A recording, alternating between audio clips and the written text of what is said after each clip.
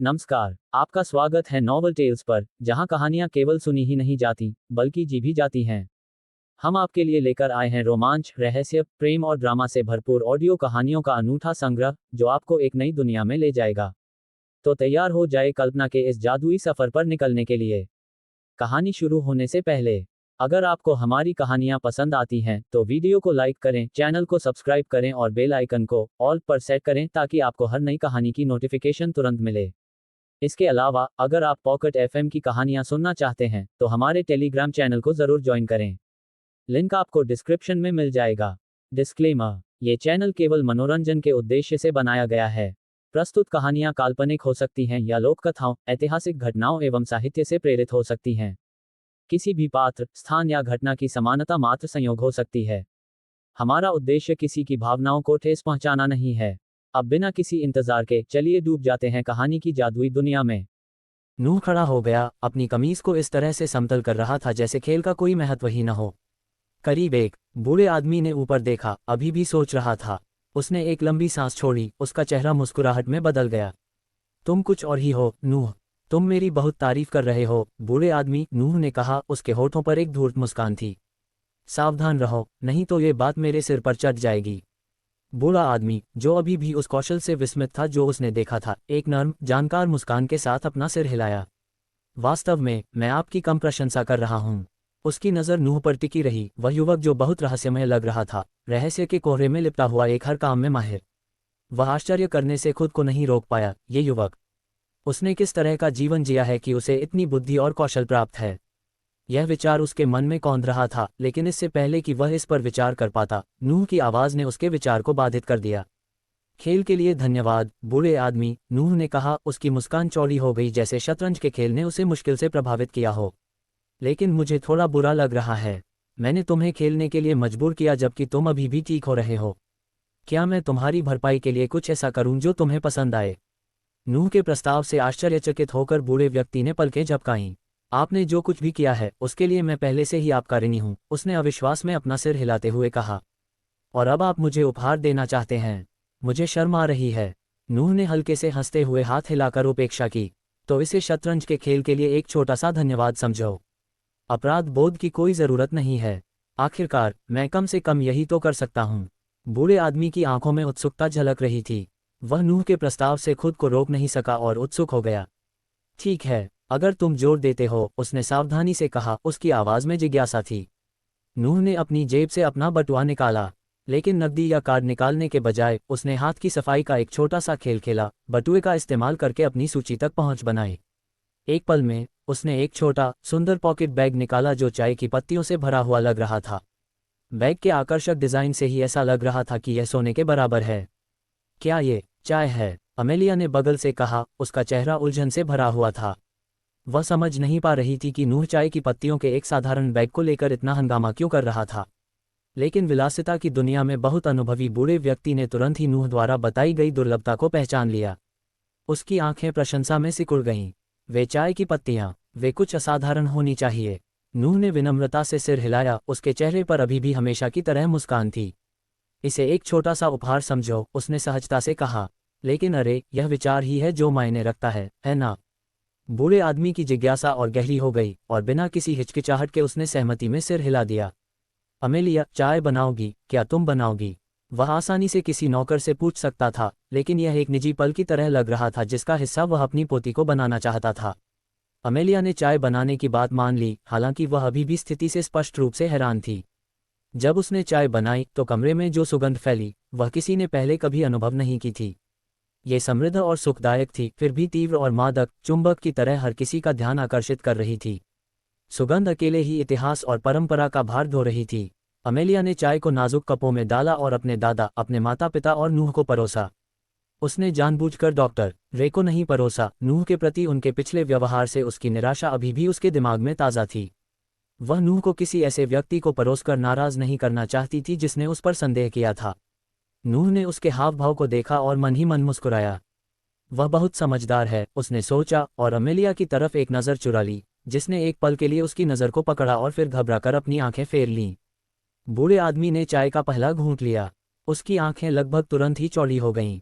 यह अविश्वसनीय है, उसने फुसफुसाया जैसे कि वह एक भी बूंद बर्बाद होने से डर रहा हो। कप को सावधानी से नीचे रखते समय उसका हाथ थोड़ा कांप उठा। मुझे स्फूर्ति महसूस हो रही है, थकान मेरे शरीर से दूर हो रही है और मेरा दिमाग सालों से ज्यादा साफ महसूस कर रहा है। वह नूह की ओर मुड़ा, उसकी आवाज़ कृतज्ञता और विस्मय से भरी हुई थी। नूह, यह मेरे द्वारा चुकाए जाने वाले किसी भी मूल्य से कहीं अधिक मूल्यवान है। एडम ने अपने पिता की प्रतिक्रिया को ध्यान से देखते हुए खुद भी एक घूंट लिया। उसकी आंखें आश्चर्य से चौड़ी हो गईं, बूढ़े आदमी के भावों को प्रतिबिंबित करते हुए। नूह, क्या ये चाय क्या है? यह ऐसी चाय है जो मैंने पहले कभी नहीं चखी है। नूह ने बेपरवाही से कंधे उचका दिए, हालांकि उसकी आंखों में चमक थी। चिंता मत करो, मेरे पास बहुत कुछ है। मैं जल्द ही एक चाय घर खोलने जा रहा हूं और तुम भव्य उद्घाटन से पहले इसे आजमाने वाले पहले लोगों में से एक हो। बूढ़े आदमी ने नूह को घूरते हुए कहा, उसका दिमाग तेजी से चल रहा था। तुम मुझे बता रहे हो कि इसका बड़े पैमाने पर उत्पादन किया जा सकता है? नूह ने एक छोटी सी जानकार मुस्कान के साथ सिर हिलाया। यही योजना है। बूढ़ा आदमी अवाक रह गया। उसने कभी नहीं सुना था कि इतने बड़े पैमाने पर इतनी उच्च गुणवत्ता वाली चाय का उत्पादन किया जा रहा है। इस तरह की क्षमता वाली चीज का बड़े पैमाने पर उत्पादन करना असंभव है, उसने सोचा। लेकिन अनुभव की वास्तविकता को नकारा नहीं जा सकता था। उसने अब नूह को और अधिक ध्यान से देखा, युवक के इरादों को समझने की कोशिश कर रहा था। ये युवक, वह एक प्रतिभाशाली व्यक्ति है, कौशल और बुद्धि का एक राक्षस। अगर हम उसके साथ रिश्ता सुरक्षित नहीं करते हैं तो कोई और करेगा। उसकी नज़र अमेलिया की ओर गई, जो अभी भी नूह के पहले के ध्यान से घबराई हुई थी। ऐसा लगता है कि मेरी पोती को पहले से ही उससे लगाव हो गया है। शायद उसे सुरक्षित करने का यही हमारा सबसे अच्छा तरीका हो सकता है। चाय खत्म होने के बाद नूह खड़ा हुआ और अपनी पैंट झाड़ते हुए बोला, अच्छा, मुझे लगता है कि अब मुझे बाहर जाना चाहिए। आपके आतिथ्य के लिए धन्यवाद। बूढ़ा आदमी मुस्कुराया, उसकी आंखों में एक चंचल चमक थी। अपना ख्याल रखना, नूह। जल्दी ही फिर से आना। मुझे फिर से मैच की ज़रूरत होगी। तुम आज जीत गए, लेकिन वह सिर्फ इसलिए क्योंकि मैं अपना सर्वश्रेष्ठ प्रदर्शन नहीं कर पाया। नूह ने हंसते हुए कहा, ज़रूर बूढ़े आदमी, मैं अगली बार तुम्हें एक निष्पक्ष मैच दूंगा। ये गिनती में नहीं आता। जैसे ही नूह जाने के लिए मुड़ा, अमेलिया ने अचानक अपनी सारी हिम्मत जुटाई। मैं तुम्हें दरवाजे तक छोड़ दूंगी, उसने अचानक कहा। उसकी आवाज़ हमेशा की तुलना में ऊंची थी, उसके गाल गहरे गुलाबी रंग के हो गए थे। नूह ने रुककर अपनी भौहें ऊपर उठाईं और फिर गर्मजोशी से मुस्कुराया। तो मैं तुम्हारी देखभाल में रहूंगा, उसने चिढ़ाते हुए कहा और उसे आगे बढ़ने का इशारा किया। अमेलिया उसे सामने के दरवाजे तक ले गई, हर कदम पर उसका दिल धड़क रहा था। जब वे दरवाजे पर पहुंचे तो वह झिझकी, अपने होंठ काटे, जैसे कि उसे समझ में नहीं आ रहा था कि आगे कैसे बढ़ना है। अंत में उसने उसे आवाज़ दी, उसकी आवाज़ जितनी ऊंची थी उससे ज्यादा ऊंची थी। नूह। वह रुका और भौहें उठाकर उसकी ओर मुड़ा। हाँ, उसका चेहरा लाल हो गया और वह बेचैन होकर बोलने की हिम्मत जुटाने की कोशिश करने लगी। क्या हम फ़ोन नंबर एक्सचेंज कर सकते हैं? वाक्य के अंत तक उसकी आवाज़ में फुसफुसाहट भर रह गई थी। नूह ने हल्के से हंसते हुए उसे अपना फ़ोन थमा दिया। बस इतना ही। बेशक, उसने देखा कि वह जल्दी जल्दी अपना नंबर टाइप कर रही थी, उसकी उंगलियां थोड़ी कांप रही थीं।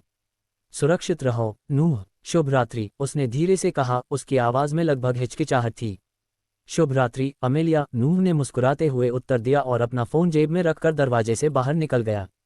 जब वह अपनी शानदार लाइकन हाइपरस्पोर्ट की ओर बढ़ा, इंजन की गर्जना के साथ, अमेलिया दरवाजे पर खड़ी होकर देख रही थी कि उसकी कार रात में गायब हो गई।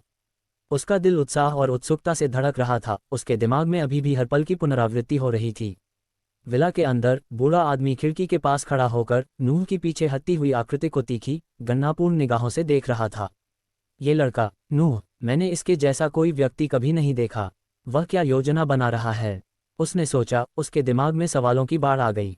जैसे ही नूह की कार दूर चली गई, बूढ़े आदमी ने धीरे से कहा, हमें अमेलिया की खातिर और अपनी खातिर उसे अपने पास रखना होगा। जब नूह की कार क्षितिज में लुप्त हो गई, तब तक रात पूरी तरह से छा चुकी थी, तथा विला का प्रवेश द्वार नर्म टिमटिमाती हुई लैंप की रोशनी में नहाया हुआ था। अंदर बूढ़ा आदमी खड़ा था, गेट के बाहर अंधेरी सड़क को सोच विचार कर देख रहा था। उसके दिमाग में कई सवाल उमड़ रहे थे, जिन्हें वह जोर से कहने की हिम्मत नहीं जुटा पा रहा था। हर सवाल पिछले सवाल से ज्यादा उलझा हुआ था।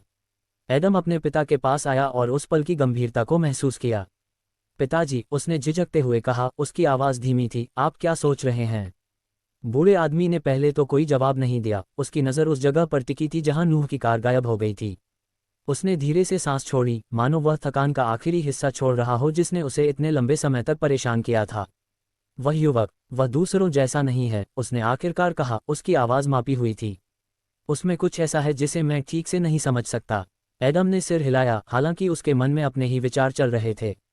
नूह कोई साधारण व्यक्ति नहीं था, ये बात तो स्पष्ट थी, लेकिन उसमें एक गहराई थी जिसे एडम नहीं समझ पाया। बूढ़ा आदमी मुड़ा, उसकी आंखें थोड़ी सिकुड़ गईं। हमें उस पर नज़र रखनी होगी, उसने बुदबुदाया, उसकी आवाज़ फुसफुसाहट से थोड़ी ऊपर थी, जैसे कि विचार को जोर से बोलने से उसे वजन मिल रहा हो। हमारे परिवार की खातिर। एडम की भौहें उलझन में फड़क उठीं। क्या मतलब है, पापा? लेकिन बूढ़े आदमी ने तुरंत जवाब नहीं दिया। इसके बजाय उसने अपनी नज़र अमेलिया पर घुमाई, जो अभी अभी नूह को विदा करके लौटी थी। वह घबराई हुई लग रही थी, उसके गाल अभी भी गुलाबी थे, नूह के साथ उसकी संक्षिप्त बातचीत से बचा हुआ उत्साह अभी भी उसके चेहरे पर स्पष्ट दिखाई दे रहा था। बूढ़ा आदमी मन ही मन मुस्कुराया। आह, जवानी! एडम पर अपना ध्यान वापस लाने से पहले उसने एक पल के लिए उसे देखा। हमें ये सुनिश्चित करने की ज़रूरत है कि नूह पास ही रहे। अगर वह शतरंज की बिसात पर जितना तेज है, तो हम उसे अपनी उंगलियों से फिसलने नहीं दे सकते। एडम ने चौंक कर आंखें झपकाईं। तुम्हें लगता है कि वह इतना महत्वपूर्ण है? बूढ़े आदमी ने सिर हिलाया, उसका चेहरा अब गंभीर हो गया था। जितना तुम सोचती हो उससे कहीं ज्यादा। अमेलिया ने बातचीत सुन ली और उन दोनों के बीच नज़र घुमाई। उसे अजीब तरह की मिश्रित भावनाएं महसूस हुईं। नूह पहले से ही उसके विचारों में उससे कहीं अधिक स्थान घेर रहा था जितना वह स्वीकार करना चाहती थी, लेकिन उसके दादाजी के शब्दों ने स्थिति की बढ़ती जटिलता को और बढ़ा दिया। क्या तुम्हें लगता है कि वह वापस आएगा? उसने धीरे से पूछा, उसकी आवाज़ सामान्य से अधिक नर्म थी। बूढ़ा आदमी हंसा, एक दुर्लभ, गर्म आवाज़ जो कुछ समय से उसके होठों पर नहीं आई थी। ओह, मुझे यकीन है कि वह ऐसा करेगा। मुझे नहीं लगता कि नूह एक बार किसी चीज़ में दिलचस्पी लेने के बाद उससे दूर चला जाता है। उसकी आंखें जानबूझकर चमक उठीं, खासकर जब वह किसी में दिलचस्पी लेता है। अमेलिया का चेहरा लाल हो गया और उसने जल्दी से अपनी नज़रें दूसरी ओर घुमा लीं, अपने होंठ काटते हुए। जब वह उनकी बातचीत के हर विवरण को याद कर रही थी, तो उसके विचार घूम रहे थे। क्या ये संभव है कि नूह को मेरे प्रति वैसी ही जिज्ञासा महसूस हुई जैसी मुझे उसके प्रति थी? या वह सिर्फ दयालु था? डॉक्टर रे, जो चाय के बाद से चुप थे, आखिरकार बोले, उनकी आवाज़ में निराशा थी। मुझे अभी भी समझ नहीं आया कि आज रात क्या हुआ। वह लड़का नूह, वह अप्राकृतिक है। आप किसी को सिर्फ एक गोली और कुछ चाय की पत्तियों से ठीक नहीं कर सकते। यहाँ कुछ घटित हो रहा है, जो हम देख रहे हैं उससे कहीं अधिक है। बूढ़े आदमी ने उसे हाथ हिलाकर विदा किया, उसके चेहरे पर उपेक्षापूर्ण भाव था। रे, तुम एक अच्छे डॉक्टर हो, लेकिन इस दुनिया की हर चीज़ तुम्हारे छोटे छोटे मेडिकल बॉक्स में नहीं समा सकती। लेकिन डॉक्टर, रे ने विरोध करने की कोशिश की, लेकिन बूढ़े आदमी ने हाथ उठाकर उन्हें रोक दिया। अब और नहीं। उसकी आवाज़ दृढ़ थी। जो हो गया सो हो गया। नूह अब इस परिवार का दोस्त है और मैं नहीं चाहता कि तुम उस पर शक करो। डॉक्टर रे चुप हो गए, क्योंकि उन्हें एहसास हो गया था कि जब बूढ़े व्यक्ति ने अपना मन बना लिया है तो उससे बहस करने की कोई ज़रूरत नहीं है। अमेलिया अभी भी गहरी सोच में डूबी हुई थी। उसने चुपचाप माफ़ी मांगी और अपने कमरे में चली गई, जहां वह शांति से सब कुछ सोच सकती थी। शाम की घटना से उसका दिल अभी भी तेजी से धड़क रहा था। अपने शयनकक्ष की मंद रोशनी में कार्मिला बिस्तर के किनारे पर बैठी थी, उसकी उंगलियां उसकी नाइटगाउन के किनारे पर इधर उधर घूम रही थीं। उसने गहरी सांस ली, शाम का बोझ उसके ऊपर एक भारी कंबल की तरह छा गया। मुझे नहीं पता था कि वह वास्तव में चिकित्सा जानता है, उसने लगभग अपने आप से ही कहा। याद है जब पिताजी बहुत बीमार हो गए थे? नूह ने पूछा कि क्या हम चाहते हैं कि वह बूढ़े आदमी की जांच करे, लेकिन मुझे लगा कि वह सिर्फ विनम्र बन रहा है। मैंने उससे कहा कि सब ठीक है। मुझे कुछ भी समझ में नहीं आया। एडम, जो खिड़की के पास खड़ा था, घूमकर उसकी तरफ देखने लगा। जैसे ही उसने अपनी बात पूरी की, उसकी भौहें और गहरी हो गईं।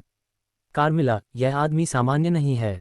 वह सिर्फ दिखावे के लिए कुछ भी कहने वाला नहीं लगता। वह बिना वजह कुछ भी नहीं करता।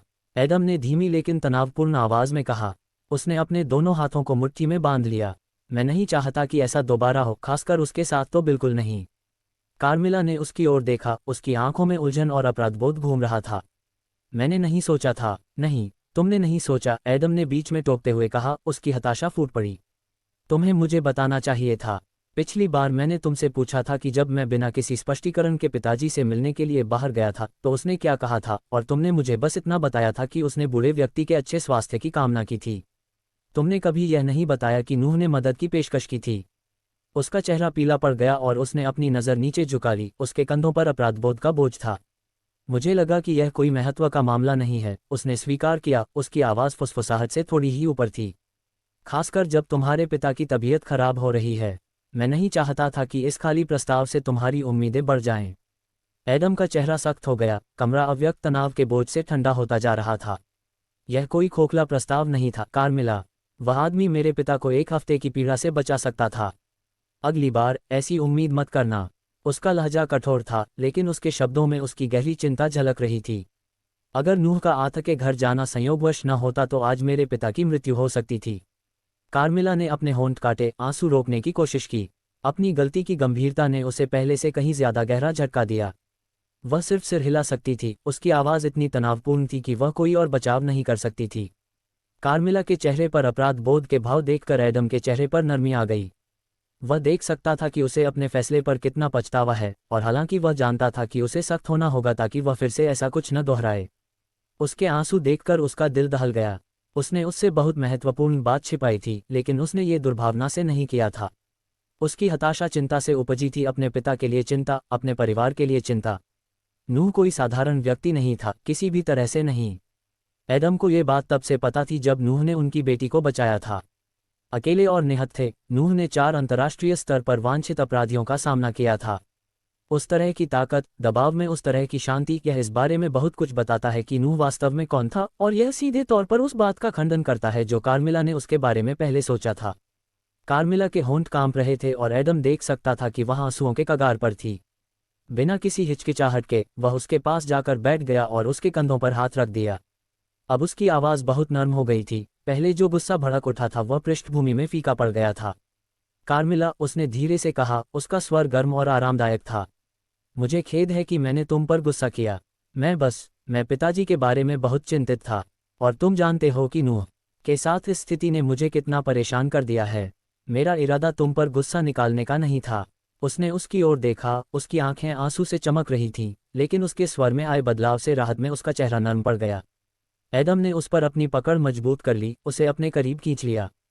बस, उसकी जान जोखिम में थी, और अगली बार कौन जानता है कि क्या हो सकता है। हम इस तरह की चीज़ों को फिर से नज़रअंदाज नहीं कर सकते, ठीक है? कार्मिला ने सिर हिलाया, थोड़ा सा नाक सिकुड़ते हुए वह उसके पास झुकी, उसकी समझदारी के लिए आभारी थी। मुझे माफ़ कर दो, एडम, उसने फुसफुसाते हुए कहा। मुझे एहसास नहीं था कि वह कितना महत्वपूर्ण था। मैं तुम्हें पहले से ज़्यादा परेशान नहीं करना चाहता था। मुझे पता है, उसने जवाब दिया, उसका अंगूठा धीरे से उसके हाथ पर फिरा। लेकिन अब से तुम इन बातों को मुझसे छिपा नहीं सकती, चाहे वे कितनी भी छोटी क्यों न लगें। अगर नूह मदद करने की पेशकश करता है तो हम इसे अनदेखा नहीं कर सकते। वह जितना हम देख सकते हैं उससे कहीं ज़्यादा है, और हमें ये बात ध्यान में रखनी चाहिए। कार्मिला ने फिर सिर हिलाया, धीरे धीरे उसके सीने से अपराधबोध खत्म हो रहा था।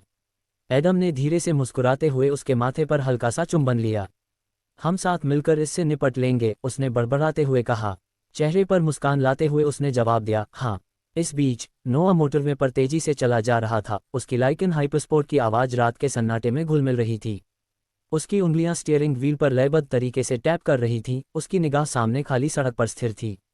तभी उसका फ़ोन बजा और वह विचारों से बाहर आ गया। उसने स्क्रीन पर नज़र डाली, उसका माथा सिकुड़ गया क्योंकि उसने देखा कि संदेश किसी अनजान नंबर से आया था। उसने अंगूठे के इशारे से उसे खोला। सुरक्षित ड्राइव करो, नोहा। चलो कभी मिलते हैं। नाम तो नहीं लिखा था, लेकिन वह तुरंत समझ गया कि यह किसकी ओर से है।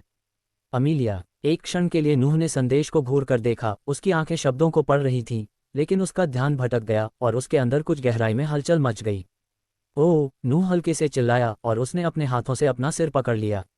उसके दिमाग में एक छाया चमक उठी, उसके बाद एक आवाज़ सुनाई दी, कोमल, युवा, लेकिन दिल तोड़ने वाली, परिचित।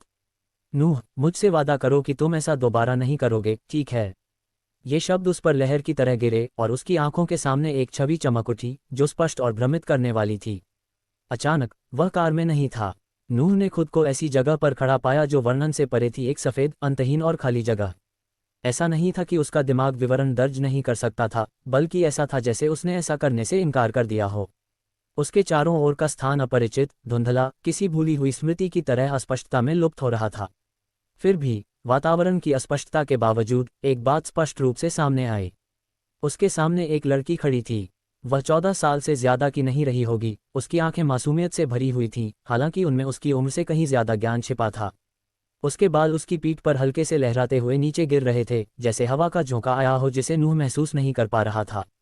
उसने उसे उम्मीद और कुछ गहरी भावना के मिश्रण से देखा, कुछ ऐसा जिसने उसके दिल को इतनी जोर से झकझोरा कि वह समझ नहीं पाया। उसे पहचानने में कोई गलती नहीं थी। वह जानता था कि वह कौन थी, भले ही उसका मन उसे पहचानने से रोकना चाहता था। वह लड़की सिर्फ उसके अतीत का हिस्सा नहीं थी, वह उसका एक हिस्सा थी, उस व्यक्ति का एक हिस्सा जिससे उसने खुद से वादा किया था कि वह कभी निराश नहीं करेगा। नूह, उसने धीरे से कहा, उसकी आवाज़ खालीपन में गूंज रही थी जैसे कि वह एकमात्र आवाज़ थी जो मौजूद थी। मुझसे वादा करो कि तुम ऐसा दोबारा नहीं करोगे, ठीक है? उसके शब्द उसके दिमाग में गूंज रहे थे, हर शब्द उसकी यादों के कोहरे में बुन रहा था। उसके लहजे में कोई आरोप नहीं था, कोई गुस्सा नहीं था, बस एक साधारण सी विनती थी। ऐसा लग रहा था जैसे वह उससे सिर्फ किसी खास काम से परहेज करने के लिए नहीं कह रही थी। वह उसे घूर रही थी, उसकी निगाहें स्थिर थीं, उसका भाव गंभीर था।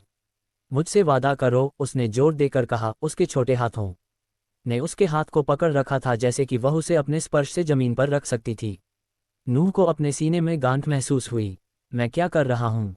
वह पूछना चाहता था, लेकिन शब्द नहीं बन रहे थे।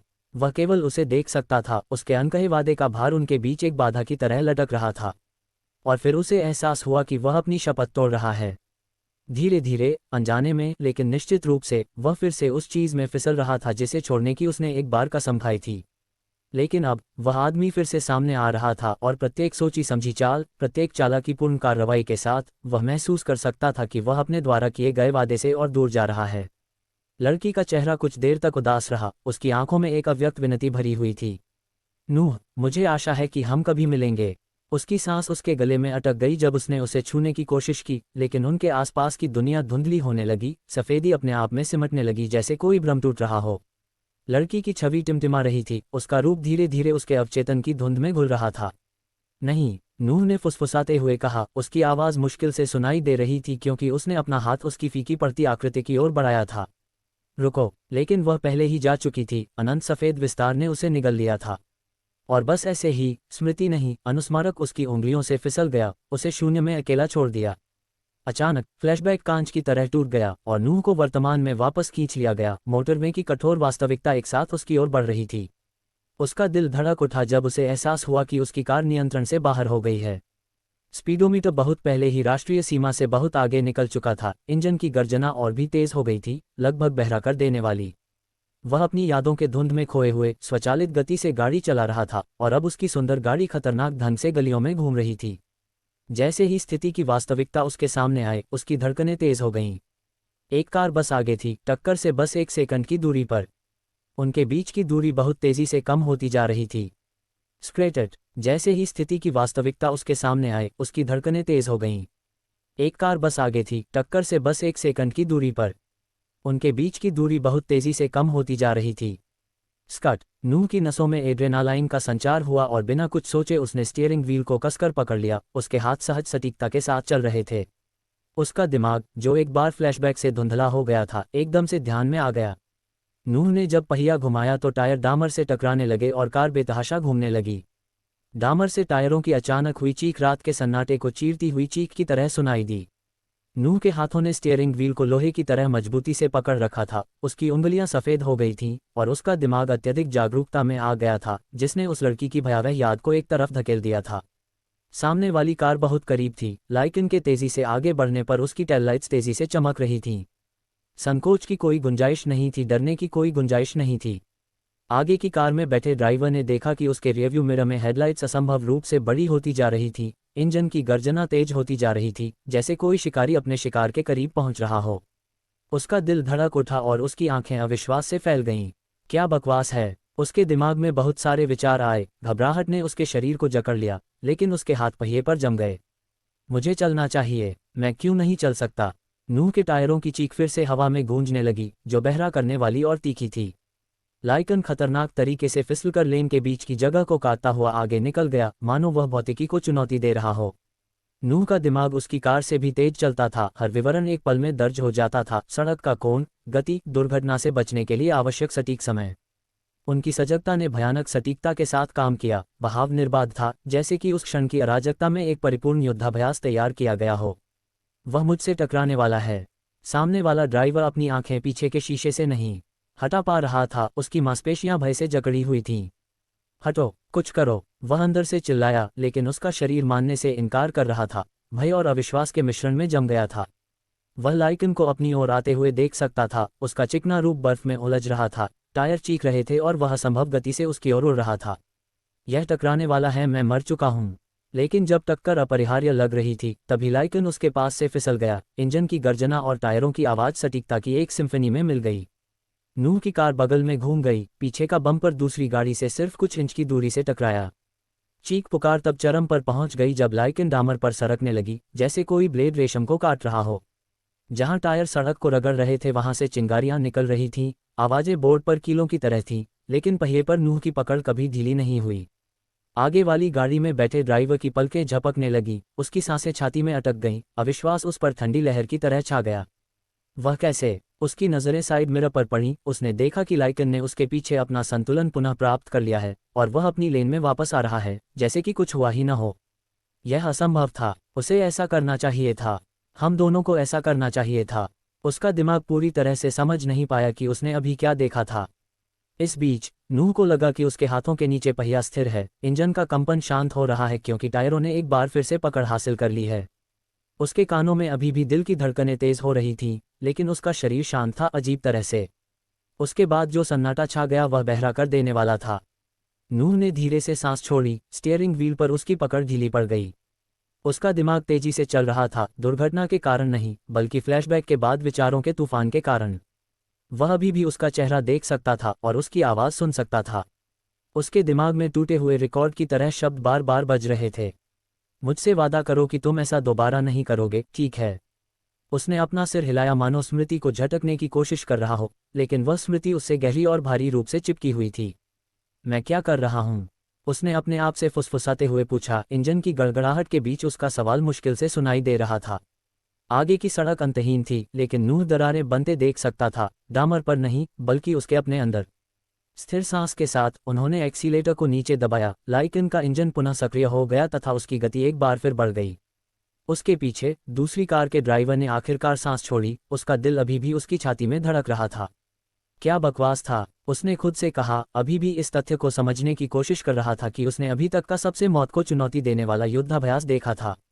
वह आदमी, ड्राइवर के हाथ कांप रहे थे, उसने अपनी गाड़ी का पहिया पकड़ लिया था और वह अविश्वास से आगे की अंधेरी सड़क को देख रहा था। उसे दुर्घटनाग्रस्त हो जाना चाहिए था। ऐसा कोई तरीका नहीं था जिससे वह इसे नियंत्रित कर सकता था, लेकिन नूह ने इसे नियंत्रित कर लिया था। अलौकिकता की सीमा तक के कौशल के स्तर के साथ उसने आपदा और जीवन रक्षा के बीच की रेखा को पार कर लिया था। और लाइकन के चीखते टायरों के मद्देनजर पीछे छूट गया ड्राइवर स्तब्ध होकर केवल अपना सिर हिला सकता था। आखिर वह कौन था? इस बीच नूह अपने चरित्र, अपने कार्यों और खुद के कारण परेशान महसूस कर रहा था। वह इसे महसूस कर सकता था, वह वापस लौट रहा था तेजी से। जो बात उसे सबसे अधिक परेशान कर रही थी वह ये थी कि यह सब स्वाभाविक लग रहा था, लगभग बहुत अधिक स्वाभाविक। यात्री सीट पर उसका फ़ोन फिर से बजा। ये लिली थी जो संदेश पर नज़र डाल रही थी। कल स्कूल में मिलते हैं। उसने अपना सिर हिलाया और संदेश को नज़रअंदाज कर दिया। उसने पहले ही तय कर लिया था कि वह आज रात घर नहीं जाएगा और वह स्कूल भी नहीं जाएगा। उसे सोचने के लिए जगह और समय की ज़रूरत थी। शायद ये थकावट थी या शायद कुछ और। जो भी हो, उसे हर चीज़ से दूर जाने की ज़रूरत थी। हवेली। नूह को अचानक याद आया सिस्टम की ओर से एक इनाम जिसे उसने अभी तक जांचा नहीं था। वह हाल ही में हर चीज़ में इतना उलझा हुआ था कि उसने उस जगह का दौरा भी नहीं किया था। उसने जल्दी से अपना मन बना लिया। उसे अभी लोगों के बीच रहने की ज़रूरत नहीं थी। उन्होंने कहा, मैं किसी एकांत जगह पर कुछ समय अकेले बिता सकता हूँ, इससे मदद मिलेगी। ये हवेली उसके माता पिता के घर से केवल 30 मिनट की दूरी पर थी और उसे देखने का विचार उसके मन में कौतूहल पैदा कर रहा था। मोटरवे को पीछे छोड़ते ही नूह गेटबंद पड़ोस में पहुंच गया। विला परिसर उतना ही निजी था जैसा उसने सोचा था। ऊंची दीवारें और घने पेड़ एकांत प्रदान करते थे। प्रवेश द्वार पर गार्ड तैनात थे, ठीक अमेलिया के पड़ोस की तरह, जिससे जगह को विशिष्टता और सुरक्षा का माहौल मिल रहा था। जैसे ही नूह ने गेट के पास अपनी कार धीमी की, कुछ गार्ड उसके पास आए। उनमें से एक ने विनम्र लेकिन सतर्क व्यवहार के साथ आगे बढ़कर जवाब दिया। शुभ संध्या सर, मैं आपकी क्या मदद कर सकता हूँ? गार्ड ने पूछा। नूह ने गार्ड की तरफ देखा, अपना चेहरा तटस्थ और दोस्ताना बनाए रखा। मेरा नाम नूह है, उसने सहजता से कहा, फिर रुककर पूछा, और आपका क्या नाम है? मेरा नाम एंडरसन है सर, गार्ड ने थोड़ा सीधा होकर जवाब दिया। मैं यहाँ गार्ड लीडर हूँ। मैं आपकी क्या मदद कर सकता हूँ? नूह ने सिर हिलाया, हल्की मुस्कान के साथ उसे स्वीकार किया। जैसे ही वह यात्री सीट की ओर बढ़ा, उसने किराएदारी अनुबंध उठाया जिसे उसने पहले अपने सिस्टम इन्वेंटरी से निकाला था। मैं इस परिसर में नया निवासी हूँ, उन्होंने दस्तावेज सौंपते हुए कहा। मैं अभी अभी यहाँ आया हूँ। मैं एंडरसन ने किराएदारी का अनुबंध पत्र लिया। उसकी आंखें ध्यान से कागजी कार्रवाई को स्कैन कर रही थीं। जब उसकी नज़र नाम और मकान नंबर पर पड़ी तो उसकी मुद्रा में अचानक बदलाव आ गया। वह थोड़ा सख्त हो गया और बिंदुओं को जोड़ते समय उसकी आंखें बड़ी हो गईं। कुछ दिन पहले उनके बॉस ने बताया था कि किसी महत्वपूर्ण व्यक्ति ने, जो काफ़ी धनी था, पड़ोस में सबसे शानदार हवेली खरीदी है, हवेली नंबर 1। ये नाम उनके दिमाग में बैठ गया था। एंडरसन, ध्यान से सुनो, एक व्यक्ति ने हाल ही में हवेली नंबर 1 खरीदी है और वह कभी भी इसे देखने आ सकता है। उसकी पहचान काफ़ी रहस्यमय और अज्ञात है। मुझे केवल इतना बताया गया था कि उसका नाम नोआ थॉम्पसन है, इसलिए यदि उस नाम का कोई भी व्यक्ति आता है तो आपको उसके साथ अत्यंत सम्मान से पेश आना चाहिए। समझे मेरी बात? जी सर, फ़ोन के दूसरी तरफ से एंडरसन ने जवाब दिया। नूह थॉम्पसन। एंडरसन ने सोचा। जैसे ही उसकी नज़र नूह पर पड़ी, उसका व्यवहार तुरंत अधिक सम्मानजनक हो गया। उन्होंने तुरंत दोनों हाथों से सहमति पत्र वापस लौटा दिया, जिससे पता चल गया कि उनके रवैये में कितना बदलाव आ गया था। मिस्टर थॉम्पसन, हम आपके आगमन की प्रतीक्षा कर रहे हैं, एंडरसन ने गर्मजोशी और सम्मानपूर्वक कहा। कृपया, यदि आपको कभी किसी चीज़ की आवश्यकता हो तो हमें बताने में संकोच न करें। हम आपकी हर संभव सहायता करने में प्रसन्न होंगे। नूह ने धीरे से मुस्कुराते हुए सहमति पत्र वापस ले लिया। धन्यवाद एंडरसन, उसने उत्तर दिया। उसकी आवाज़ हमेशा की तरह शांत और संयमित थी। मैं तब आपकी देखभाल में रहूंगा। गार्ड ने सिर हिलाया और उसके हाथ के एक सूक्ष्म इशारे से दूसरे गार्ड ने गेट खोल दिया। जैसे ही नूह आगे बढ़ा, उसने अपने पीछे गार्ड की धीमी आवाज़ सुनी। मुझे उम्मीद नहीं थी कि वह इतना युवा होगा, एक गार्ड ने बड़बड़ाते हुए कहा। और विनम्र भी। एंडरसन ने सहमति में सिर हिलाया लेकिन अपना भाव गंभीर बनाए रखा। वह विनम्र लगता है, उसने स्वीकार किया, लेकिन हम अभी तक उसके बारे में ज़्यादा नहीं जानते। केवल समय ही हमें बता सकता है कि वह वास्तव में कैसा है। बाकी लोगों ने अपने पदों पर लौटने से पहले अपनी सहमति व्यक्त की। नूह ने इंटरमीडिएट सोल्जर किंग कौशल से अपनी बढ़ी हुई शारीरिक क्षमता के कारण उनकी बातें सुनी, लेकिन उसने पीछे मुड़कर नहीं देखा और न ही उनके शब्दों को स्वीकार किया। जिस तरह से लोग दिखावे, धन या आचरण के आधार पर इतनी जल्दी निर्णय ले लेते थे, उससे उसे हमेशा ही आश्चर्य होता था। हालांकि आज रात उसके पास इसकी परवाह करने की बिल्कुल भी ऊर्जा नहीं थी। उसका मन कहीं और था। नूह विला परिसर से होकर आगे बढ़ता रहा, जो उसकी उम्मीद के मुताबिक आलीशान था। सड़क के दोनों ओर अच्छी तरह से बनाए गए बगीचे थे। हर विला पिछले वाले से ज्यादा आलीशान था। जब वह आखिरकार हवेली नंबर 1 पर पहुंचा तो कुछ पल के लिए उसे वहां का दृश्य देखकर आश्चर्य हुआ। वह अकेली खड़ी थी और उसके आसपास कोई हवेली नहीं थी। ये हवेली विशाल थी, अन्य विलाओं से ऊंची, चिकनी, आधुनिक डिजाइन वाली, जिसे सूक्ष्म मध्ययुगीन स्पर्शों, मेहराबदार खिड़कियों, लोहे के विवरण और गहरे रंग की लकड़ी की सजावट द्वारा नर्म बनाया गया था। यह अतीत और वर्तमान का एक सुंदर मिश्रण था, जिसमें एक निश्चित भव्यता थी जो इसे तुरंत एक महत्वपूर्ण स्थान जैसा महसूस कराती थी। हवेली एक छोटी नदी के किनारे स्थित थी, जिसका कोमल प्रवाह पहले से ही शांत वातावरण में एक शांत ध्वनि जोड़ रहा था। हवेली के चारों ओर के बगीचों का सावधानीपूर्वक रखरखाव किया गया था। ऊंचे पेड़ और सावधानीपूर्वक सजाए गए फूल एक शांत दृश्य बनाते थे। नूह ने अपनी लाइकन को गोल ड्राइववे में पार्क किया और एक पल के लिए हवेली को घूरता हुआ बैठ गया। इसकी सुंदरता के बावजूद, इसकी स्पष्ट विलासिता के बावजूद, वह उस अजीब खालीपन को दूर नहीं कर सका जो उसे कुतर रहा था। ये तो इनाम होना चाहिए था, है न? गर्व करने लायक कुछ, उसने सोचा। फिर भी उसे वह संतुष्टि नहीं मिली जो मिलनी चाहिए थी। अब तो सब कुछ बहुत दूर दूर लगता है, उसने सोचा। उसके ऊपर एक भारीपन छा गया। आखिरकार, थकी हुई सांस के साथ, नूह कार से बाहर निकला। रात की ठंडी हवा उसकी त्वचा को छू रही थी और उसने सामने के दरवाजे की ओर जाने से पहले एक आखिरी बार नज़ारे को निहारा। प्रवेश द्वार आसानी से खुल गया और अंदर का हिस्सा भी उतना ही भव्य था जितना कि बाहरी हिस्सा। नूह की नज़रें तेजी से विशाल फ्लोर, चमचमाते संगमरमर के फर्श और उसके ठीक आगे विशाल लिविंग रूम पर पड़ीं। ऊंची खिड़कियों से चांदनी पूरे कमरे में आ रही थी, जिससे विस्तृत साज सज्जा पर एक हल्की चमक पड़ रही थी। उनके आने से पहले ही जगह को सुसज्जित कर दिया गया था, जिसमें भव्यता और संपन्नता की झलक देखने को मिल रही थी। नूह हवेली में आगे बढ़ता गया, उसके कदमों की आवाज़ हॉल में गूंज रही थी। आमतौर पर वह इस जगह का पता लगाने के लिए उत्सुक होता, ये देखने के लिए कि वहाँ क्या क्या छुपी हुई सुविधाएं हैं। लेकिन आज रात उसका मूड ठीक नहीं था। उसका दिमाग बहुत उलझा हुआ था, विचारों के बोझ से दबा हुआ था जो रुकने का नाम नहीं ले रहे थे। वह इधर उधर घूमता रहा और बिना किसी उद्देश्य के कुछ दरवाजे खोलता रहा, जिससे उसकी उंगलियां रसोई के काउंटर के चिकने संगमरमर पर फिसल गईं। पहले दो में भव्य बाथरूम थे, जिनमें सोने की सजावट और विशाल दर्पण लगे थे। नूह ने एक पल के लिए उन्हें घूरकर देखा और फिर अपना सिर हिलाया। यह नहीं, उसने धीरे से कहा। वह भी नहीं। आखिरकार, तीसरी कोशिश में उसे वह बेडरूम मिल गया जिसकी उसे तलाश थी। ये बहुत बड़ा था, जिसमें किंग साइज का बिस्तर था जो देखने में बहुत नर्म लग रहा था। आलीशान तकिए करीने से सजाए गए थे और गहरे रंग की चादरें आकर्षक लग रही थीं, एक ऐसी जगह जहां वह डूब सकता था और थोड़ी देर के लिए गायब हो सकता था। नूह को थोड़ी देर के लिए बिस्तर पर गिर जाने और दिन भर की थकान को अपने ऊपर हावी होने देने की इच्छा हुई। मैं पहले नहा लूंगा, फिर मैं इस बुरे लड़की को आजमाऊंगा। नहीं, ये ठीक नहीं लग रहा। बुरा बिस्तर, ये भी ठीक नहीं लग रहा। उसने बुदबुदाया, किसी भी तरह मैं बस इस बिस्तर को आजमाने की कोशिश करूंगा। कमरे में इधर उधर देखते हुए उसकी नज़र एक वॉक इन कोठरी पर पड़ी। उसने उसे खोला और पाया कि उसमें डिज़ाइनर कपड़ों की कतारें थीं। राल्फ लॉ, ह्यूज बॉस, सब करीने से सजाए गए थे। ये हवेली की हर चीज़ की तरह ही शानदार था, लेकिन नूह को इसकी परवाह नहीं थी। उसने जल्दी से अपने कलेक्शन से एक जोड़ी पायजामा उठाया और बाथरूम की ओर चल दिया।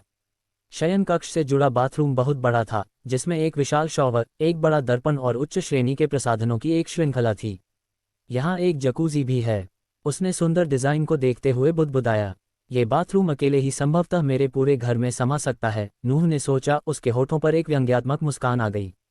मेरे मन में यह सवाल उठता है कि क्या मैं अपने पुराने कमरे में सोना पसंद करूंगा या इस बाथरूम में, उसने खुद से कहा और हल्के से हंसने लगा।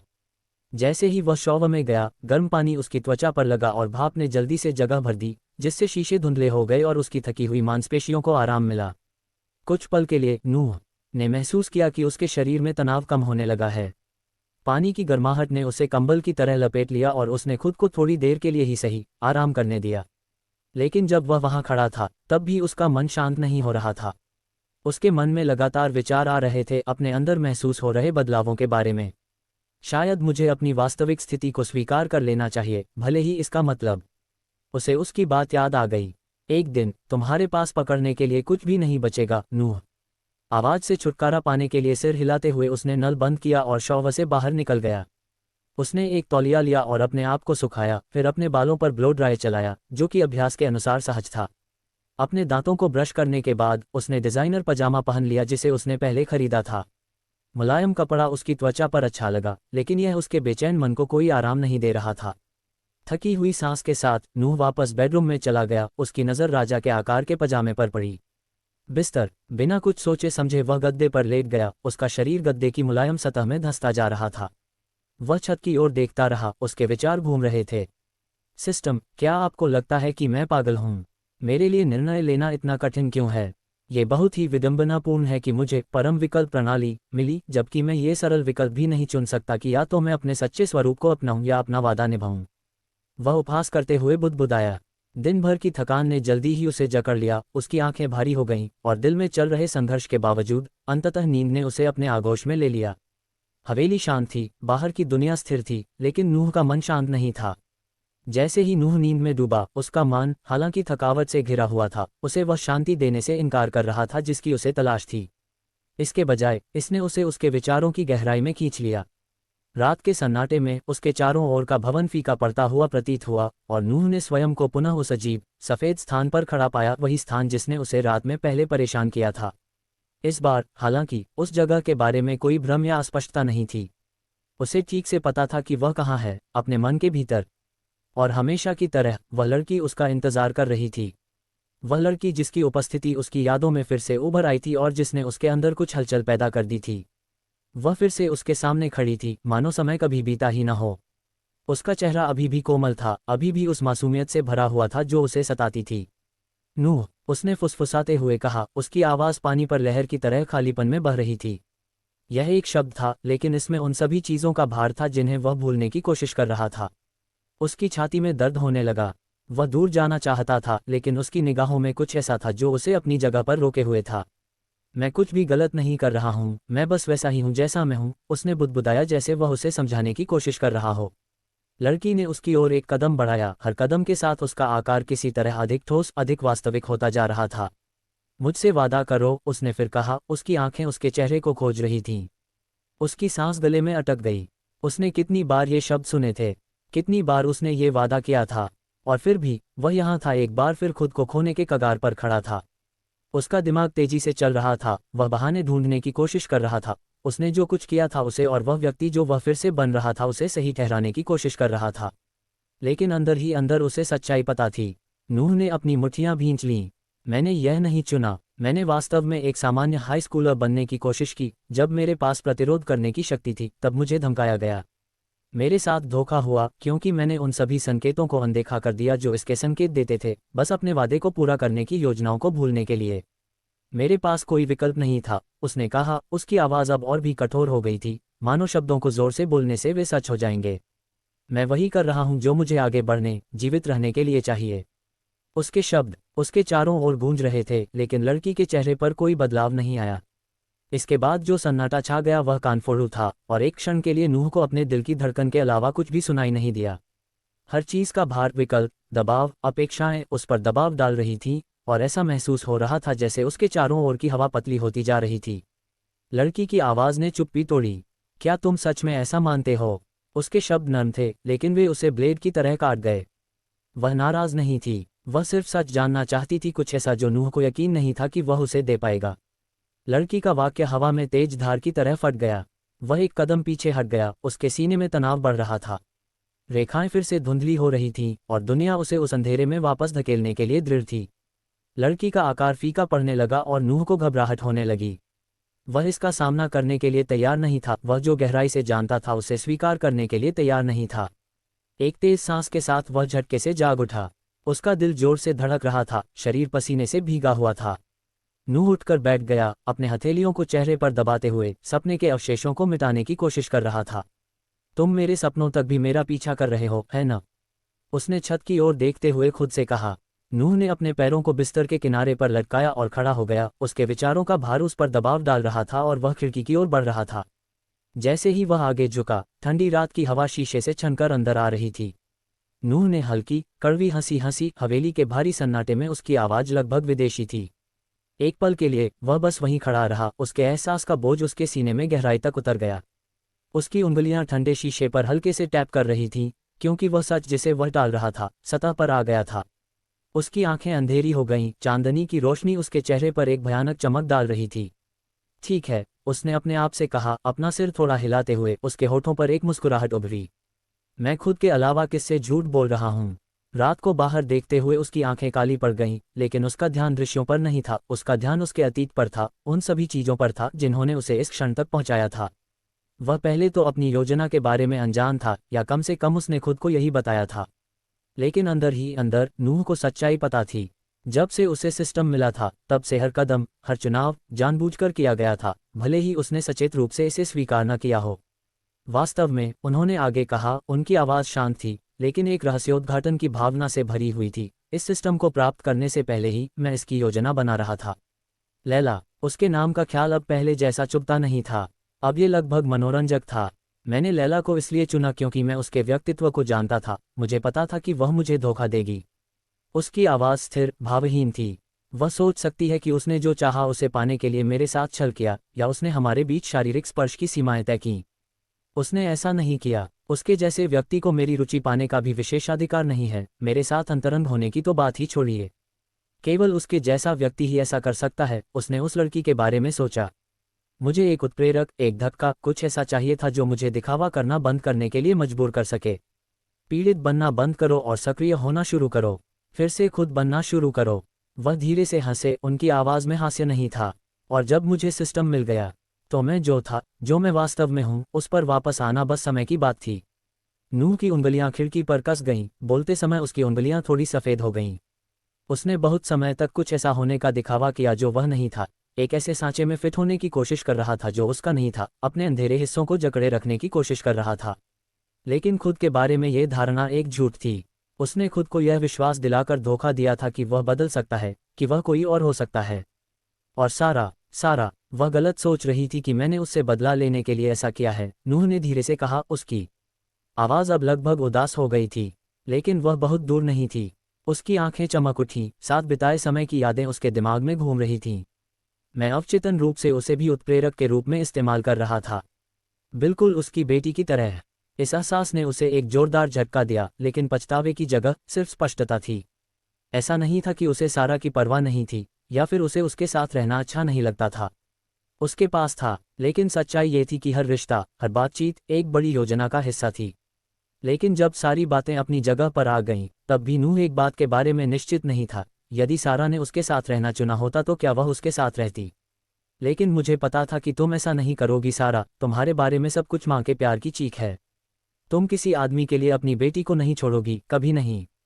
उसने आह भरी, उसकी मुस्कुराहट धीरे धीरे एक गंभीर भाव में बदल गई। लेकिन ये सच है न? उसने खाली कमरे में फुसफुसाकर कहा। मैं इस पूरे समय खुद को मूर्ख बना रहा हूँ।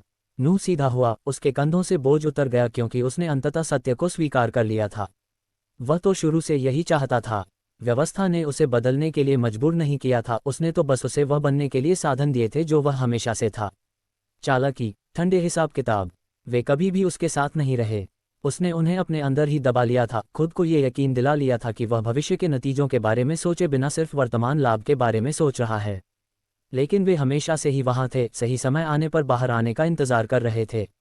मैं वापस आना चाहता था, नूह ने चुपचाप स्वीकार किया, लगभग खिड़की में प्रतिबिंब के सामने। मैं उन बेड़ियों को और अधिक समय तक नहीं रख सकता था। और इस एहसास के साथ उसके अंदर का संघर्ष शांत होने लगा। वह फिर से दिखावा नहीं कर सकता था। वह खुद को ऐसा बनने के लिए मजबूर नहीं कर सकता था जो वह नहीं था। लेकिन वह खुद को सारा नियंत्रण खोने की इजाज़त भी नहीं दे सकता था, ऐसा व्यक्ति बनने की जो सिर्फ सत्ता की परवाह करता हो। संतुलन पाना मुश्किल होगा। ये शक्ति और मानवता, नियंत्रण और देखभाल के बीच एक पतली रस्सी पर चलने जैसा होगा। लेकिन अब यही एकमात्र रास्ता था जिस पर वह चल सकता था। नूह खिड़की से दूर चला गया, उसके मन में उसके निर्णय का भार स्पष्ट था। वह व्यक्ति नहीं था जो वह होने का दिखावा कर रहा था। और अब वह आखिरकार दिखावा करना बंद कर सकता था। आगे का रास्ता अनिश्चित हो सकता है, लेकिन कम से कम यह एक ऐसा रास्ता था जिसे उसने चुना था। गहरी सांस लेते हुए नूह ने फुसफुसाते हुए कहा, मैं अंततः इसे स्वीकार कर सकता हूँ।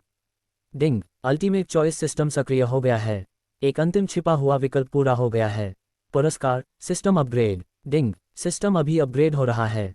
0.1%, 0.2%। डिंग, अनुमानित समय 10 घंटे। नूह ने अपने सामने होलोग्राफिक स्क्रीन पर आने वाली सूचनाओं की बाढ़ को देखा। सूचनाएं स्क्रॉल होती रहीं और प्रत्येक के साथ उसकी मुस्कुराहट गहरी होती गई। ऐसा लगता है कि सिस्टम भी मुझसे सहमत है, नूह ने सोचा। उसके होठों पर एक व्यंग्यात्मक मुस्कान आ गई। वह जो वास्तव में था, उसे स्वीकार करने के उसके निर्णय ने सिस्टम के भीतर एक अंतिम छिपी पसंद को सक्रिय कर दिया था। शायद यह इस पल का इंतजार कर रहा था, उसके पीछे हटने, दिखावा करना बंद करने का इंतजार कर रहा था। अब जब उसने मुखौटा उतार दिया था तो इसने उसे पुरस्कृत किया। अपग्रेड शुरू हो चुका था, लेकिन नूह को 10 घंटे तक सिस्टम के काम करने का इंतजार नहीं करना था। उसे आगे बढ़ने की ज़रूरत थी। उसे अपने दिमाग को व्यस्त रखने के लिए कुछ चाहिए था। उसने हवेली की बड़ी खिड़कियों की ओर देखा, उसकी आंखें बाहर के दृश्य पर चली गईं।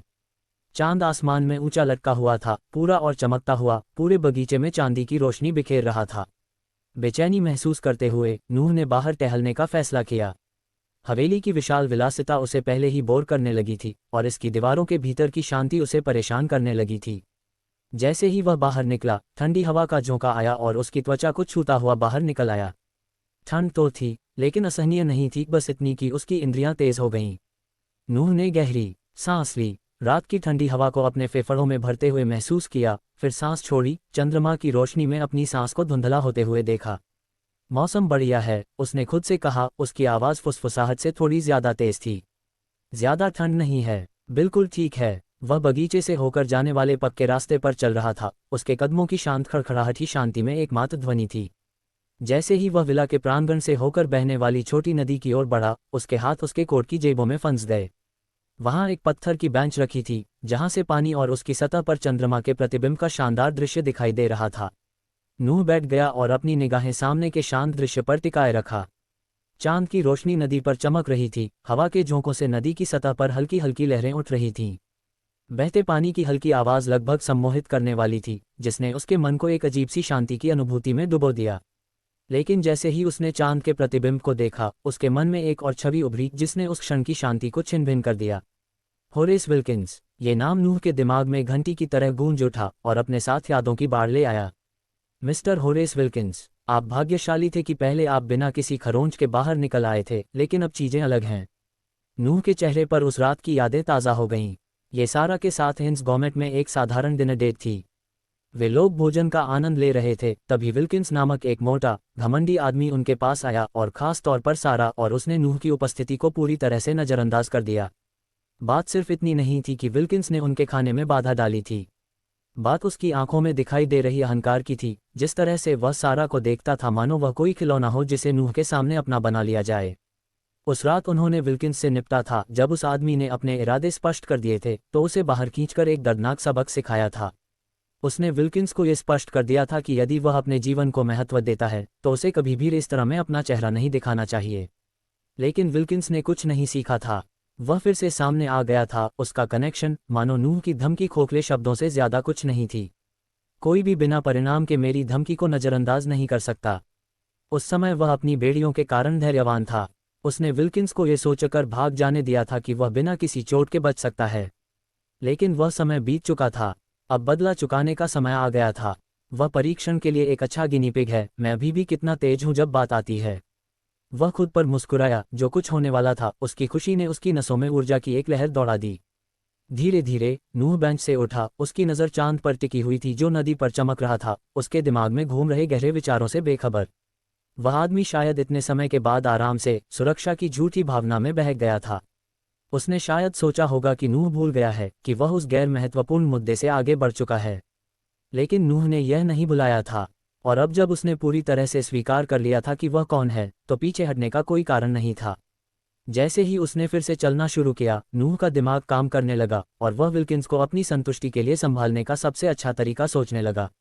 नूह विल्किंस के जीवन को बिना अपने हाथ गंदे किए टुकड़े टुकड़े करके नष्ट कर सकता था। लेकिन मैं अपने हाथों को गंदा करना चाहता हूँ, नूह ने एक डरावनी आवाज में कहा। जैसे जैसे उसकी मुस्कुराहट बढ़ती गई, खेल का रोमांच नूह के अंदर उमड़ पड़ा। वह परिचित उत्साह जो उसे तब महसूस होता था जब वह सभी कार्डों को अपने नियंत्रण में रखता था। हवेली की ओर लौटते समय उसके कदम हल्के थे, लेकिन उसका मन पहले से ही आगे की ओर दौड़ रहा था। विल्किंस को सिर्फ कष्ट ही नहीं भुगतना पड़ेगा, वह बर्बाद हो जाएगा, अपने अहंकार के बोझ तले कुचला जाएगा। मैं उन लोगों को नहीं भूलता जिन्होंने मेरे साथ गलत किया, नहीं मैं उन्हें माफ करता हूँ। उन्होंने बुदबुदाया। नूह छाया की तरह चुपचाप आगे बढ़ रहा था। एस्टेट के चारों ओर लगे पेड़ों के बीच से फिसल रहा था। उसका आकार अंधेरे में विलीन हो रहा था। चांद की रोशनी बमुश्किल उसकी त्वचा को छू रही थी। जब वह पेड़ों के बीच से भाग रहा था, हर कदम सोच समझकर उठा रहा था। उसकी नज़र प्रवेश द्वार पर तैनात पहरेदारों पर पड़ी। वे आराम से बैठे थे, उन्हें नहीं पता था कि वह उनके बीच में है। मुख्य द्वार की कोई आवश्यकता नहीं है, नूह ने सोचा और मन ही मन मुस्कुराने लगा, क्योंकि वह छाया में और अधिक खो गया था। जब वह पहली बार आया था तो उसने पूरे मोहल्ले की छानबीन कर ली थी। हर गार्ड, हर कैमरा, हर संभावित निकास द्वार। स्थितियां नहीं बदली थी पूर्वानुमानित। इस आलीशान विला परिसर के निवासी सुरक्षा के दिखावे पर बहुत अधिक निर्भर थे। उनका मानना था कि गेट पर मुट्ठी भर गार्ड ही उनकी सुरक्षा के लिए पर्याप्त थे।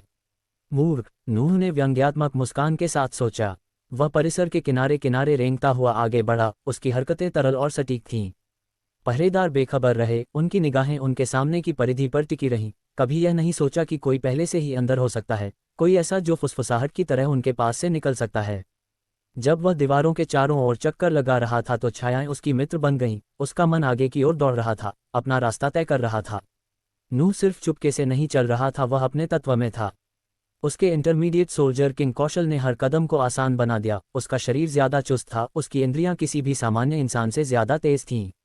अगर गार्ड्स को मिलिट्री ट्रेनिंग भी मिली होती तो भी वे उसे देख नहीं पाते। उसकी चुपके और सटीकता का स्तर ऐसा नहीं था जिसे वे संभाल पाते। जब वह अंतिम चरण से गुजरा तो उसने देखा कि एक गार्ड उठकर अपना फोन चेक कर रहा था। ये लगभग हास्यास्पद था कि वे इस परिसर में कितने सुरक्षित महसूस करते थे। नूह की हरकतें धुंधली थीं क्योंकि वह एक तरफ की दीवार पर चढ़ रहा था और दूसरी तरफ आसानी से फिसल रहा था। एक भी गार्ड ने इस पर ध्यान नहीं दिया था। अपने कंधे पर आखिरी नज़र डालते हुए नूह मुस्कुराया। भागने का रोमांच रोमांचकारी था लेकिन बहुत आसान था। वह उसी खामोशी के साथ पड़ोस से बाहर निकल गया, रात में भूत की तरह गायब हो गया। नूह ने अपनी जेब से फ़ोन निकाला और टैक्सी के लिए डायल किया। कुछ ही मिनटों में कार आ गई। रात की हवा में इंजन की धीमी आवाज़ गूंज रही थी। नूह के कार में घुसते ही ड्राइवर, जो एक बूढ़ा आदमी था, ने ऊपर देखा। उसने अपना हुड अपने चेहरे पर नीचे कर लिया। किसी संदिग्ध तरीके से नहीं, बस इतना कि ऐसा लगे कि वह रात की ठंड से खुद को बचा रहा है। कहाँ जाना है? ड्राइवर ने पीछे मुड़कर विनम्र मुस्कान के साथ पूछा। एवेन्यू स्ट्रीट, शहर के केंद्र के पास। नूह ने सीट पर बैठते हुए शांतिपूर्वक उत्तर दिया। कार आगे बढ़ी। शहर की लाइटें नारंगी और पीले रंग की धुंधली रोशनी में गुजरीं।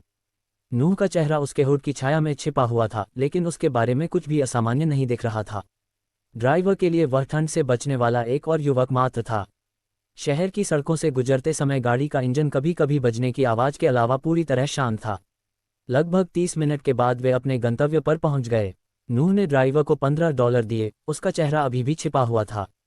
बूढ़े व्यक्ति ने इस बारे में ज़्यादा नहीं सोचा, क्योंकि नूह ने धन्यवाद में एक संक्षिप्त सिर हिलाकर बाहर कदम रखा। वह कुछ क्षण तक वहीं रुका रहा और टैक्सी को फुटपाथ से दूर जाते देखता रहा। उसके टायरों की आवाज़ दूर होती जा रही थी।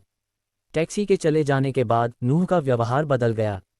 उसकी शांति गायब हो गई, उसकी जगह किसी मिशन पर लगे व्यक्ति की तरह ठंडा ध्यान आ गया। उसने शांत सड़कों पर नज़र दौड़ाई, अपने आसपास के माहौल को देखा और फिर चलना शुरू कर दिया। 2 ब्लॉक बाद वह चैम्पियनटन स्ट्रीट पर पहुंचा। शांत आवासीय क्षेत्र में पुरानी ईंटों से बनी अपार्टमेंट इमारतें थीं, जिनके बाहरी हिस्से घिसे हुए थे लेकिन मजबूत थे। अपार्टमेंट 15, जो उसका लक्ष्य था, पंक्ति के अंत में स्थित था, जो एक सामान्य इमारत थी, तथा उसके निवासियों का अहंकार इसके विपरीत था। नूह ने उद्देश्यपूर्ण ढंग से इमारत की ओर कदम बढ़ाया। उसके कदम सामने के दरवाजे तक पहुंचते ही खामोश हो गए। बिना किसी हिचकिचाहट के उसने अपार्टमेंट 15 के लिए बजा दबाया। पहली घंटी अनुत्तरित रही, दूसरी घंटी भी खामोशी से बज उठी। उसने तीसरी बार बजा दबाया, इस बार जोर से। इंटरकॉम पर एक कर्कश, क्रोधित आवाज़ गूंजी, इस समय कौन घंटी बजा रहा है? आदमी चिल्लाया। वह स्पष्ट रूप से परेशान था। नूह ने कोई जवाब नहीं दिया। वह बस इंतजार करता रहा और खामोशी को बोलने दिया। अपने अपार्टमेंट में होरेस विल्किंस ने मन ही मन कोसा, अरे शराबी, आधी रात को घंटी बजा रहे हो। वह बुदबुदाया। वह मदहोश और चिढ़ गया। वह ये सोचकर इसे खारिज करने ही वाला था कि यह कोई बेवकूफ़ बाहर घूम रहा है, तभी बजा फिर बज उठा। होरेस उठ बैठा, उसका गुस्सा बढ़ता जा रहा था। मैं कसम खाता हूँ, अगर यह बेवकूफ़ नहीं गया तो मैं वहाँ जाकर उसे सबक सिखाऊंगा।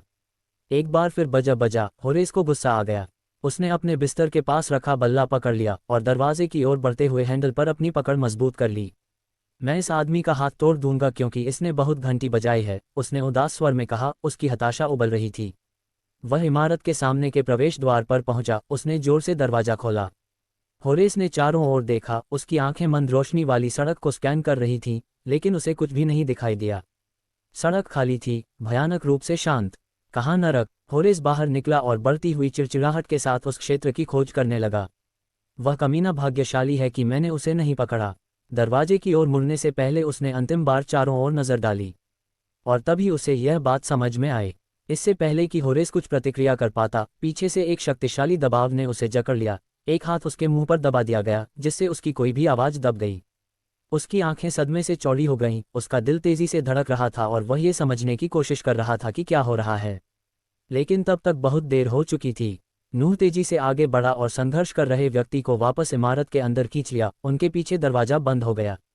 पड़ोस की पुरानी सुरक्षा प्रणालियों ने नूह का काम आसान कर दिया था। वहां कोई कैमरा नहीं था, कोई अलार्म नहीं था, कुछ भी ऐसा नहीं था जो हो रही घटनाओं को रिकॉर्ड कर सके। नूह ने होरेस को काबू में करते हुए अपनी पकड़ मजबूत रखी और सोच समझकर आगे बढ़ा। नूह की ताकत के आगे उस आदमी की छूटने की बेतहाशा कोशिशें बेकार साबित हुईं। नूह ने उसे तुरंत बेहोश कर दिया, जिससे कुछ ही क्षणों में संघर्ष शांत हो गया। लगभग अलग थलग सी शांति के साथ नोआ ने होरेस को वापस अपने अपार्टमेंट में खींच लिया। सीढ़ियों पर उसके कदमों की आवाज़ बमुश्किल सुनाई दे रही थी। इमारत में सन्नाटा पसरा रहा और उसमें रहने वाले अन्य लोग इस बात से अनजान थे कि उनकी दीवारों के बाहर क्या हो रहा था। होरेस के अपार्टमेंट के अंदर नूह ने उनके पीछे का दरवाज़ा बंद कर दिया और एक शांत क्लिक के साथ उसे लॉक कर दिया। उसने चारों ओर नज़र घुमाई, सस्ते फर्नीचर और अव्यवस्थित जगह को देखा। वहां से घिनौनी बदबू आ रही थी, जो उपेक्षा को दर्शाती थी और वहां रहने वाले व्यक्ति की सही छवि दर्शाती थी। उसने कितनों को मारा होगा? नूह ने उस आदमी की घिनौनी गंध सूंघते हुए सोचा। लेकिन इससे कोई फर्क नहीं पड़ा। नूह यहाँ बातचीत के लिए नहीं आया था। उसने होरेस के लंगड़े शरीर को घिसे हुए सोफे पर गिरा दिया और बेहोश आदमी की ओर देखते हुए उसकी मुस्कुराहट लौटाई। नूह तेजी से आगे बढ़ा। होरेस विल्किंस के ढीले शरीर की भारी आवाज़ मुश्किल से सुनाई दे रही थी जब वह फटेहाल सोफे पर गिरा। नूह उसके ऊपर खड़ा था, उसकी निगाहें ठंडी और दया से पूरी तरह रहित थीं। कमरे में सन्नाटा था, बाहर हवा की हल्की फुसफुसाहट के अलावा। जो कुछ होने वाला था उसके लिए यह एक उपयुक्त पृष्ठभूमि थी। नूह ये सब तमाशा बनाने, सबको संदेश देने या कोई उदाहरण पेश करने के लिए नहीं कर रहा था। नहीं, ये सत्ता के खेल या हेरफेर के बारे में नहीं था। नूह यहाँ एक साधारण कारण से आया था। उसने एक वादा किया था। उसने होरेस विल्किंस से कहा था कि अगर उसने कभी एंसगॉमेट के अंदर पैर रखा तो वह उसकी टांगें तोड़ देगा। और नूह अपने वचन का पक्का आदमी था। मैं अपने वादे नहीं तोड़ता, कम से कम बिना किसी वैध कारण के तो नहीं। उस क्षण की गंभीरता को जुटलाते हुए शांति से नूह ने छोटी डाइनिंग टेबल से एक कुर्सी खींची और उसे बेहोश आदमी के सामने रख दिया। वह बैठ गया, उसका आसन आराम से, लगभग सहज था, लेकिन उसकी आंखें केंद्रित थी, ब्लेड की तरह तेज। कुछ सेकंड बीतते गए और नूह इंतजार करता रहा। उसने जल्दबाजी नहीं की, उसने कभी जल्दबाजी नहीं की। इंतजार करने में, दृश्य को सामने आते देखने में एक रोमांच था। भाग्य एक अद्भुत चीज है। मैंने हमेशा ये समझने की कोशिश की कि लोग भविष्य से क्यों डरते हैं। इसका कोई मतलब नहीं है, उन्होंने बड़बड़ाते हुए कहा। आप किसी ऐसी चीज से कैसे डर सकते हैं जिसका आप पूर्वानुमान नहीं लगा सकते, न ही उस पर आपका नियंत्रण है। होरेस ने हलचल मचाई, उसकी उंगलियां फड़क रही थीं और वह धीरे धीरे होश में आ रहा था। उसकी पलकें फड़क रही थीं, उसका सिर एक तरफ झुका हुआ था और वह बेहोश होने की धुंध को दूर करने की कोशिश कर रहा था। लेकिन जैसे ही उसकी दृष्टि साफ हुई, वास्तविकता क्रूर बल के साथ वापस आ गई। होरेस झटके से सीधा खड़ा हो गया, उसकी आंखें घबराहट से फैल गईं क्योंकि उसे एहसास हुआ कि वह कहाँ है और सबसे महत्वपूर्ण बात यह कि उसके सामने कौन बैठा है। नूह थोड़ा पीछे झुका, उसके होठों के कोने पर एक हल्की सी मुस्कान थी। गुड इवनिंग मिस्टर विल्किंस, उसने कहा, उसके स्वर में नकली उत्साह झलक रहा था। आपकी नींद कैसी थी? क्या ये बसिंग थी? सचमुच, उन्होंने नाटकीय ढंग से अपनी नाक को चुटकी बजाते हुए कहा। होरेस ने तेजी से पलकें झपकाईं, उसका दिमाग ये समझने में उलझा हुआ था कि क्या हो रहा है। उसके हाथ सहज रूप से सोफे के किनारों को पकड़ रहे थे, उसकी उंगलियां डर से सफ़ेद हो गई थीं। तुम मेरे अपार्टमेंट में क्या कर रहे हो? वह हकलाते हुए बोला, उसकी आवाज़ फटी हुई थी। नूह ने अपनी भौं उठाए, उसकी मुस्कान कुछ ठंडी सी हो गई। क्या तुम्हें याद है कि हमने आखिरी बार कब बात की थी? उसने पूछा, उसका लहजा नर्म था, लेकिन उसके शब्दों में एक तीखी धार थी। इंस गवर्नमेंट में, मैंने तुम्हें एक बहुत ही सरल निर्देश दिया था। उस रेस्तरां में दोबारा अपना चेहरा मत दिखाना, वरना मैं तुम्हारी छोटी छोटी टांगें तोड़ दूंगा। होरेस ने कहना शुरू किया, लेकिन नूह ने उसे बीच में ही रोक दिया। नहीं, नूह ने बीच में टोकते हुए कहा, धीरे से खड़ा हुआ, उसकी उपस्थिति अचानक उस डरे हुए आदमी पर हावी हो गई। तुम्हें लगा कि यह एक खोखली धमकी थी, है ना? वह एक कदम और आगे बढ़ा, उसकी आंखें सिकुड़ गईं, वह थोड़ा नीचे झुका, उसकी आवाज़ धीमी फुसफुसाहट जैसी थी। तुम गलत थे। होरेस चौंक गया, उसकी सांसें छोटी छोटी, घबराई हुई सांसों में आ रही थीं। कृपया, मेरा कोई बुरा इरादा नहीं था, ये सिर्फ एक गलतफहमी थी। मैंने नहीं सोचा था। बिल्कुल, नूह ने एक बार फिर उसे रोकते हुए कहा। तुमने नहीं सोचा, और अब तुम उस गलती की कीमत चुकाने जा रहे हो। अगली बार सोचने की कोशिश करो, अपने दिमाग में उस मूर्खता का इस्तेमाल करो। मैं ऐसे वादे नहीं करता जिन्हें पूरा करने के लिए मैं तैयार न हूं, उसने ठंडे स्वर में कहा। मैंने तुम्हें बताया था कि अगर तुम उस रेस्तरां में वापस गए तो क्या होगा, और अब हम यहाँ हैं। जैसे ही नूह पीछे हटा, होरेस का दिल तेजी से धड़कने लगा, उसकी आंखें कमरे को ऐसे देख रही थीं मानो वह हर कोने, हर विवरण का आकलन कर रहा हो। वहां कोई क्रोध नहीं था, कोई हिंसा का विस्फोट नहीं था। बस एक ऐसे व्यक्ति की ठंडी, व्यवस्थित गणना थी जो पूरी तरह नियंत्रण में था। स्थिति की वास्तविकता आखिरकार होरेस के दिमाग में बैठ गई। उसका अहंकार, उसकी अवज्ञा, ये सब इस क्षण तक ले आया था, और इससे बचने का कोई रास्ता नहीं था। नूह करीब आया, उसकी उपस्थिति भयभीत आदमी पर मंडरा रही थी। होरेस ने खुद को सोफे में और पीछे धकेलने की कोशिश की, लेकिन जाने के लिए कोई जगह नहीं थी। वह फंस गया था। मैं यह इसलिए नहीं करना चाहता क्योंकि मुझे इसमें मज़ा आता है, नूह ने धीमी आवाज़ में कहा। मैं यह इसलिए कर रहा हूं क्योंकि मैंने तुमसे वादा किया था। होरेस की ओर देखते हुए उसकी आंखें सिकुड़ गईं। और मैं अपने वादे नहीं तोड़ता। होरेस के कांपते हाथ आगे बढ़े, मानो किसी तरह आखिरी क्षण में वह इस मामले से बाहर निकलने के लिए बात कर सकता है। कृपया कृपया नूह, मैं कुछ भी करूंगा, बस। लेकिन नूह की अभिव्यक्ति अपरिवर्तित रही, उसका चेहरा ठंडे दृढ़ संकल्प से भरा हुआ था। अब कोई बहाना नहीं, होरेस, उसने कहा, उसकी आवाज़ स्टील की तरह सख्त थी। तुम्हारा मौका था। कांपते हाथों से उसने पास की वस्तु को पकड़ा, पास की मेज पर रखा एक फूलदान। उसने उसे कसकर पकड़ लिया, उसकी सांसें कांप रही थीं, और एक ही झटके में उसने अपने शरीर की पूरी ताकत से उसे नूह की ओर फेंक दिया। लेकिन नूह ने पहले ही ये देख लिया था। उसने होरेस की आंखों में इरादे की झलक देखी थी, इससे पहले कि वह आदमी हिलता भी। नूह ने आसानी से फूलदान को किनारे कर दिया और देखा कि वह बिना किसी नुकसान के उसके पीछे की दीवार से टकरा गया। कमरे में टूटने की आवाज़ गूंज रही थी, लेकिन नोआ का ध्यान होरेस पर ही था, जो अब भारी सांस ले रहा था। उसका शरीर भय और हताशा से कांप रहा था। नूह मुस्कुराया, लेकिन इस बार ये पहले वाली शांत, अलग मुस्कान नहीं थी। यह मुस्कान ज्यादा गहरी, क्रूर थी, ऐसी मुस्कान जिसमें कोई गर्मजोशी नहीं थी। तुमने इसे और भी बदतर बना दिया, होरेस, नूह ने कहा, उसकी आवाज़ धीमी, लगभग मजाक उड़ाते हुए। वह नीचे झुका, उसका चेहरा होरेस से सिर्फ इंच की दूरी पर था, उसकी आंखें ठंडी मस्ती से चमक रही थीं। तुम्हें बस बहाव के साथ चलना चाहिए था। अपनी सज़ा को स्वीकार करो और आगे बढ़ो, तुम्हें पता है जैसे कि आप अदालत में हैं और मैं सज़ा सुनाने वाला न्यायाधीश हूँ। होरेस की सांसें तेज हो गईं, उसकी नसों में भय भर गया क्योंकि उसे अपनी गलती की गंभीरता का एहसास हुआ। लेकिन अब नूह की आवाज़ नर्म लेकिन निर्दयी थी, चूंकि तुमने कोई पश्चाताप नहीं दिखाया है, इसलिए मुझे सज़ा बढ़ानी होगी। सिर्फ 2 पैर के बजाय। उसने रुककर अपने शब्दों के वजन को अंदर जाने दिया। चलो इसे 2 पैर और 1 हाथ बनाते हैं। होरेस की आंखें भय से चौड़ी हो गईं, उसकी आवाज़ उन्मत्त फुसफुसाहट में निकल रही थी। नहीं, नहीं, कृपया, नहीं, उसने विनती की, उसका शरीर भय से कांप रहा था। होरेस की आंखें भय से चौड़ी हो गईं, उसकी आवाज़ एक उन्मत्त फुसफुसाहट में निकल रही थी। नहीं, नहीं, कृपया, नहीं, उसने विनती की, उसका शरीर भय से कांप रहा था। लेकिन नूह को इसकी परवाह नहीं थी।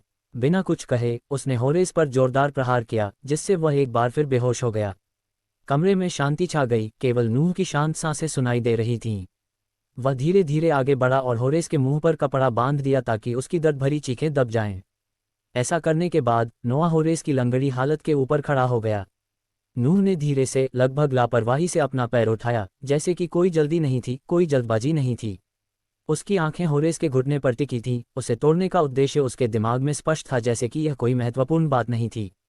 कमरा सनकरा लग रहा था, दीवारें उन पर दबाव डाल रही थीं, जबकि नूह का जूता जोड़ के ऊपर लटक रहा था। हवा घनी थी, सन्नाटा असहनीय था। फिर एक तीव्र, क्रूर गति के साथ नूह ने अपना पैर नीचे लाया। दरार, हड्डी टूटने की आवाज़ कमरे में गोली की तरह गूंज रही थी। होरेस का शरीर हिंसक रूप से ऐंठ गया, उसकी पीठ झुक गई और उसके गले से एक कर्कश चीख निकली, जो उसके दर्द की पूरी ताकत को दबाने वाले गैग से दब गई। ममम्पह, मम्फ। होरेस की आंखों से आंसू बह निकले, जो उसके चेहरे पर दर्द की बाढ़ की तरह बह रहे थे। उसके हाथ बेकाबू होकर कांप रहे थे, सहज रूप से उसके टूटे हुए घुटने की ओर बढ़े, लेकिन वह कुछ नहीं कर सकता था। जोड़ पहले से ही क्षतिग्रस्त हो चुका था, इस कोण पर मुड़ा हुआ था कि वह अमानवीय लग रहा था। उसकी त्वचा पीली पड़ गई थी, उसके चेहरे पर पसीना बह रहा था और वह जलती हुई पीड़ा के बीच सांस लेने के लिए संघर्ष कर रहा था। नूह वहीं खड़ा रहा, उसकी आंखें स्थिर थीं, वह एक अजीब सी शांति के साथ दृश्य को देख रहा था। वह दबी हुई सिसकियां, हवा के लिए बेताब सांसें सुन सकता था, लेकिन इससे वह विचलित नहीं हुआ।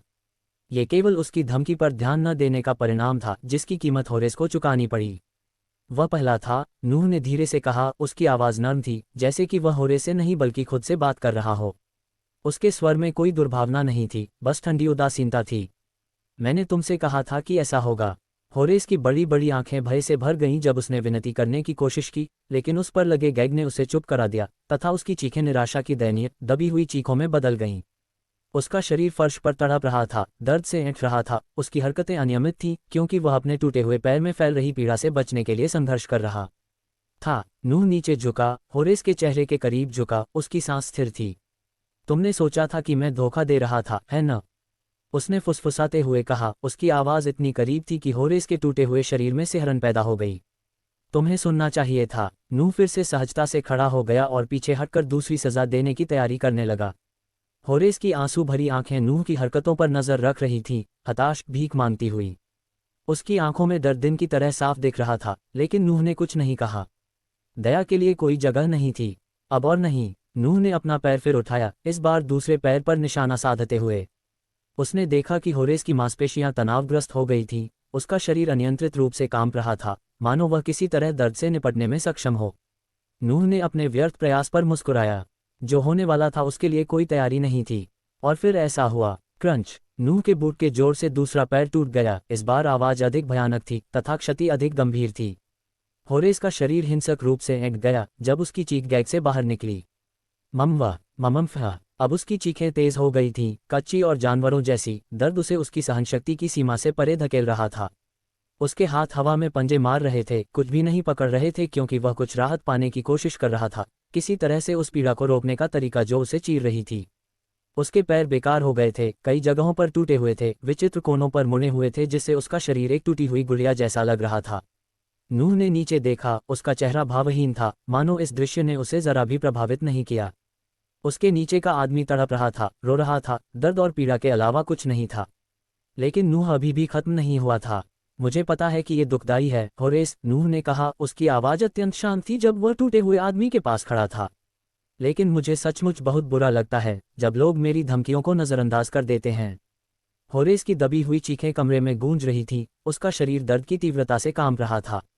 उसका चेहरा पसीने से भीगा हुआ था, आंसू की बूंदें उसके साथ मिल रही थीं, उसकी सांसें छोटी-छोटी उन्मत्त सांसों के रूप में आ रही थीं। उसने अपना सिर हिलाया, मानो इनकार कर रहा हो, मानो वह किसी तरह उस दुर्स्वप्न से जाग सकता हो जो उसकी वास्तविकता बन गया था। मुझे पता है, नूह ने नर्म स्वर में और किसी भी तरह की दया से रहित होकर कहा। मुझे पता है कि यह कठिन है। वह एक बार फिर झुककर होरेस के कान के पास आ गया।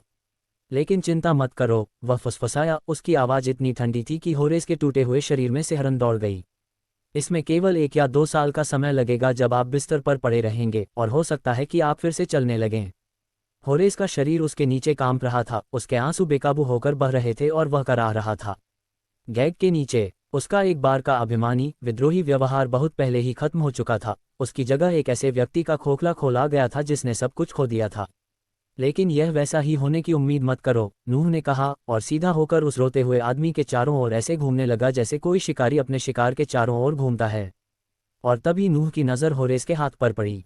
तुम्हें पता है, नूह ने सोच समझ कर कहा, मानो अपने अगले कदम के बारे में सोच रहा हो, मैं यहीं रुकने वाला था। मैंने जो वादा किया था उसके लिए 2 पैर। लेकिन वह रुका, फिर से नीचे झुका और होरेस की कांपती कलाई को पकड़ लिया।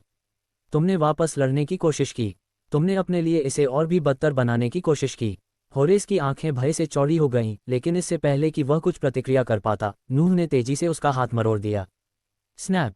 हड्डी एक भयानक दरार के साथ टूट गई और उसके बाद एक और चीख सुनाई दी, जो इस बार अधिक तेज थी, और होरेस का शरीर एक बार फिर अकल्पनीय दर्द से हिंड गया। उसका हाथ, जो ढीला और बेकार था, एक मृत भार की तरह उसकी बगल में गिर गया। कमरे में पीड़ा की दबी हुई चीखें गूंज रही थीं, एक ऐसे आदमी की आवाज़ जिसके पास पीड़ा के अलावा कुछ नहीं बचा था। नूह ने होरेस की कलाई छोड़ दी और देखा कि वह टूटा हुआ आदमी वहीं पड़ा है, रो रहा है, पराजित है। उसका शरीर टूटे हुए अंगों का ढेर था, उसकी आत्मा नूह की निर्दयी सजा के बोझ तले कुचली हुई थी। उसके ऊपर खड़े होकर नूह ने गहरी सांस ली, उसे ऊब महसूस हो रही थी। होरेस, क्या तुम मुझ पर विश्वास करोगे अगर मैं तुमसे कहूं कि मैं सचमुच यहाँ नहीं रहना चाहता? मेरा मतलब है कि कौन विश्वास करेगा, तुम और तुम्हारा कमरा सचमुच बहुत बुरी गंध दे रहा है। और ऐसा कहकर नूह मुड़ गया, उसके कदम हल्के थे और वह दरवाजे की ओर चल पड़ा और होरेस को उसकी निराशा के अंधेरे में छोड़ गया। चांदनी की रोशनी गंदी खिड़कियों से छन कर आ रही थी और फर्श पर रोते हुए टूटे हुए आदमी पर उसकी लंबी परछाई पड़ रही थी। नूह ने पीछे मुड़कर नहीं देखा, इसकी कोई ज़रूरत नहीं थी, सबक सिखाया जा चुका था। नूह ने अपना हुड नीचे रखा और लिफ्ट में कदम रखा। ठंडी स्टील की दीवारें उसके शांत, उदासीन भाव को प्रतिबिंबित कर रही थीं।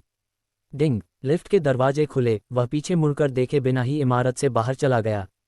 बाहर आकर वह एक पल के लिए रुका और शांत सड़क को निहारने लगा। एक आह भरते हुए उसने अपार्टमेंट 16 की घंटी बजाई। कोई जवाब नहीं। थोड़ा कंधे उचकाते हुए नूह अगले अपार्टमेंट में चला गया। अपार्टमेंट 17। उसने बटन दबाया और इंतजार करने लगा। उसके हाथ अब जेबों में थे और स्पष्टतः वह दोबारा घंटी बजाने में रुचि नहीं ले रहा था। सन्नाटे को इंटरकॉम से आई हल्की खड़खड़ाहट ने तोड़ा और नींद से धुंधली एक महिला की आवाज़ ने उत्तर दिया। कौन? ये कौन है? उसने पूछा। उसकी आवाज़ थोड़ी उलझन भरी थी। अचानक जाग जाने के कारण वह घबराई हुई थी। नूह ने मौज मस्ती में समय बर्बाद नहीं किया। उनका स्वर स्थिर, लगभग चिकित्सीय था। आपको अपार्टमेंट 15 में अपने पड़ोसी के लिए एम्बुलेंस बुलानी चाहिए। यदि आप ऐसा नहीं करते हैं तो वह सदमे और आंतरिक रक्तस्राव से मर जाएगा। महिला जोर से हौंफने लगी, उसकी सांस गले में अटकने लगी। उसके शब्दों के अचानक आघात ने उसे अंदर तक हिला दिया। इससे पहले कि नूह कुछ और कह पाता, उसने फ़ोन काट दिया और एक हल्की क्लिक के साथ लाइन कट गई। अपने अपार्टमेंट के अंदर महिला के हाथ कांप रहे थे और उसने अपना फ़ोन पकड़ रखा था। उसका दिल उसकी छाती में धड़क रहा था और उसके मन में भय की भावना भर गई थी। वह अकेली थी और अगले दरवाजे पर कुछ भयानक घटित होने की कल्पना से ही उसके रोंगटे खड़े हो गए। मैं क्या करूं? मुझे क्या करना चाहिए? कांपते हुए वह अपने छोटे से अपार्टमेंट में इधर उधर घूम रही थी और घबराहट से दरवाजे की ओर देख रही थी। उसका दिमाग स्थिति को समझने की कोशिश में तेजी से घूम रहा था। उसने झांकने के छेद से देखने के बारे में सोचा। उसकी उंगलियां दरवाजा खोलकर दालान में झांकने के लिए बेचैन थीं। लेकिन भय उसके विचारों में घुस गया और उसके निर्णय पर असर डालने लगा।